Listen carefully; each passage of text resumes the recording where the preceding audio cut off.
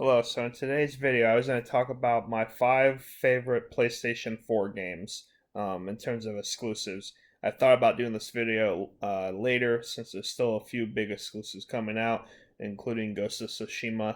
If I'm saying that right, I always kind of have a hard time remembering how to pronounce that. But that game looks amazing, and I think it could very well end up being on my list of favorite games for PlayStation 4. But for now, as still going to just go ahead and do a top 5 PlayStation 4 exclusives um, list. I have a few games that I feel like are underrated too that I might talk about in another video about just kind of most underrated uh, PlayStation 4 exclusives in my opinion. But starting with number 5 for what I feel like is the top 5 best PlayStation 4 games, Drive Club. So Drive Club got a lot of flack, a lot of hate for it for its release. I don't usually play a lot of racing games, but I did play that one, and I feel like Drive Club was a pretty good game. Had a lot of content, especially after all the DLC and free updates and everything. They added the weather post. They added Weather Fest post release, which are tremendous. Still looks amazing, even though it's one of the older PS4 games that came out in, I believe, 2014.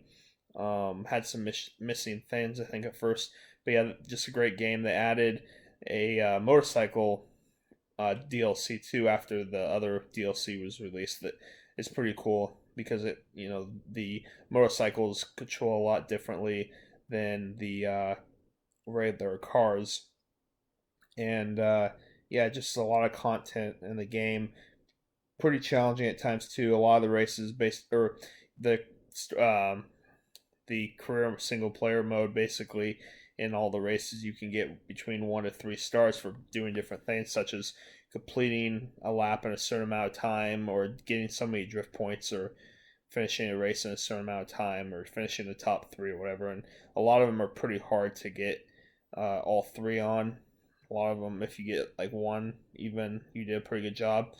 And so yeah, it's just a lot to do in the game, and it's kind of a shame that the studio that made Drive Club, they were also the studio that made MotorStorm, and it's just kind of a shame that they got closed, as I think Drive Club had a lot of potential, and it would have been cool to see a second Drive Club going forward on PlayStation 4 or now going on PlayStation 5 if that studio had not gotten closed down.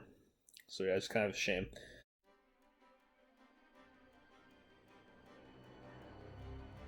Then going forward, my number 4 is God of War. So I'd never played any of the God of War games actually before the 2018 God of War, and part of the reason I was interested in it is how much different it looked than the previous God of Wars. I know a lot, some people, not a lot, but some people that kind of was a turnoff for them. But that was actually kind of what got me interested in the game. Is it looked like it was less hack and slash compared to the other ones, and yeah, it was a good game.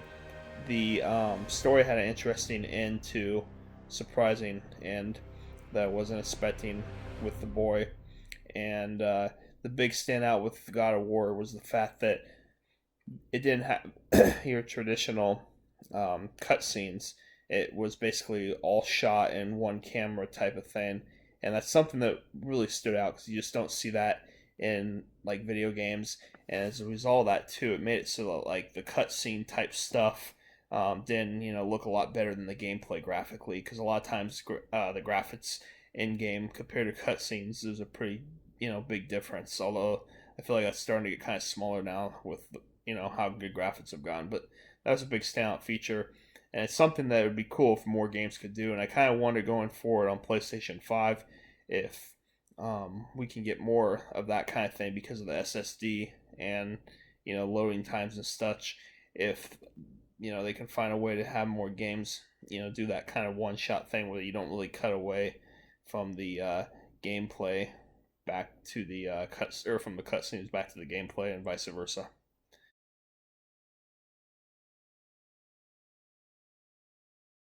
So my number 3 is Ratchet and Clank.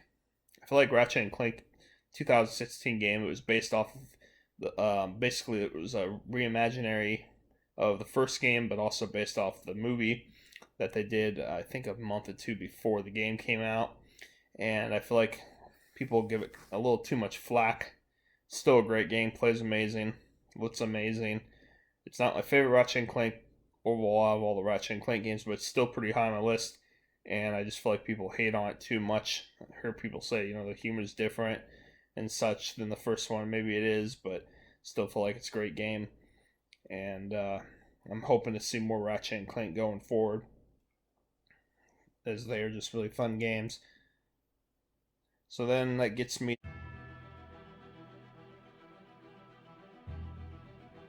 to my number 2, which is also another Insomniac game, which is Spider-Man. Big Spider-Man fan. Been a long time since there had been a good Spider-Man game before.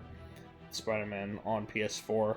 The last Spider-Man game I'd say that was even good rather than great was Shattered Dimensions, which came out, I believe, in late 2017, so it was 7-8 years or so. It was 10 or 2011 or 10, I don't remember now, for Shattered Dimensions. So 7-8 years without a good Spider-Man game. And there have been a few other Spider-Man games since then, but they just weren't good. And I was kind of worried going into the release, even though it's Insomniac, just because of the history kind of the Spider-Man games. But the game was amazing. Really good story. Really good story. Just they do a good job developing the characters. There's a lot of heart in the game. The soundtrack sounds really, heroic. There's a lot to do in the game between side missions and the story and everything to keep you busy for a while.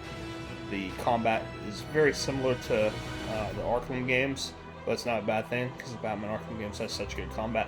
But at the same time, it still feels different. Instead of countering, it's a lot of kind of dodging and using Spider-Man's speed and agility.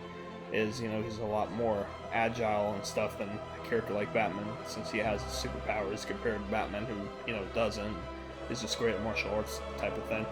But yeah, just a great game. Looking forward to the sequel a lot. I think they have some things set up going forward to the sequel that will be interesting, and I'm hoping to see the sequel in late 2021, as that would be about 3 years, and I think that's very doable. But and I beat the game a couple times, and I think they did a good job too with the main villain, who Mr. Negative, who's a villain I had never heard of before the game. He's a lesser known villain and also somewhat newer. I want to say he's like a 2011 or something was when he first made his appearance in any sort of Spider-Man comic or cartoon or anything, and in the comic that he appeared in. But yeah, it's just really, they did a good job developing him, and kind of shows that you can use a lesser known villain, and if the writing's good and stuff, you can still make it a good, enjoyable, interesting villain. So they just did a great job with that.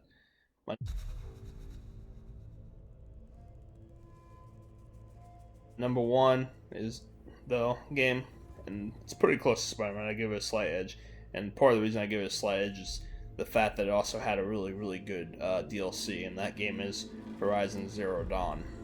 I've always loved like Jurassic Park, movies, and just the idea of dinosaurs, and then the idea of fighting, giant robot like dinosaurs as well as some other creatures with Chidu and Horizon Zero Dawn. It's just a really cool idea and executed very well, and it also has a nice theme to it in terms of the soundtrack, and kind of interesting story, and very interesting to see what they do in a sequel for that too, because it also had a big cliffhanger after the credits to totally set up the sequel.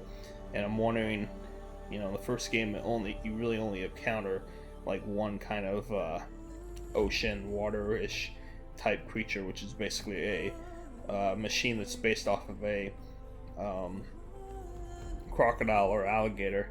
And it'd be interesting to see going forward if they maybe add more, maybe have a shark-like one or something, or octopus or something, and maybe you can go in the water. I'm not really sure, but that'd be interesting. There's been a lot of talk too about the first game they wanted you to be able to, you can override some machines and ride them and stuff, and that they wanted to have flying ones that you can override. There's flying machines in the game, but you can't override those, and it sounds like they wanted to have that in the first Horizon, but kind of couldn't because of the speed of ps4. So it'd be interesting to see with ps5 and the SSD now if they can add the flying machines into the game. That would to ride. That would be interesting. I can just kind of picture a trailer where Aloy, the main character, like jumps off of a rock or something and gets caught, or not caught, but lands on the dinosaur that she's flying or whatever, or the bird or whatever. But yeah, just a great game. There's a lot to do in the game. I'm almost second playthrough actually right now. Beat the game a few years ago when it originally came out, even though I got kind of distracted by Breath of the Wild since it came out at a similar time. But yeah, replaying the game a second time and enjoying it again. The DLC, like I said too, is amazing. The DLC might be better than the main game. It's a long DLC, and a lot of the machines in the DLC I love a lot. Some of my favorite machines in the game are from the DLC. You basically fight like a bear ice creature. There's also like a bear fire creature, so it's kind of similar, just fire and ice. But they're really cool looking, really cool attacks. They're really hard to beat too, but so it's kind of like a love-hate relationship because they look awesome, but at the same time they're hard to beat, and you get kind of annoyed when they take you out and kill you and stuff. But yeah, just a great game. Really hoping to see the second one at the PS5 reveal come Thursday. I think it's very doable, and there's been talk about it becoming a trilogy too. So just a lot of excitement with that. I feel like that was kind of a standout new IP from this generation. Sony's they they had some sequel games on PS4, sure, such as God of War and Uncharted 4 and such, but they also had several new IPs, such as Days Gone, Death Stranded, Horizon Zero Dawn, Ghost of Tsushima. But I feel like out of those new IPs from this generation, Horizon was the standout one. I feel like Ghost of Tsushima might kind of, also make the second kind of big standout one. But we'll have to wait and see since that one's not out. But yeah, just wanted you guys' comments below in terms of where your top 5 like PlayStation 4 games, and if you agree with kind of my list or some of my games, or just kind of your general thoughts about that, and maybe even, since like I said, I'll kind of get into another video about that. But I would still like to see you guys ideas in terms of, even if it's not like a top 5 for you or whatever, what are some PlayStation 5 games that you feel like were underrated, underappreciated?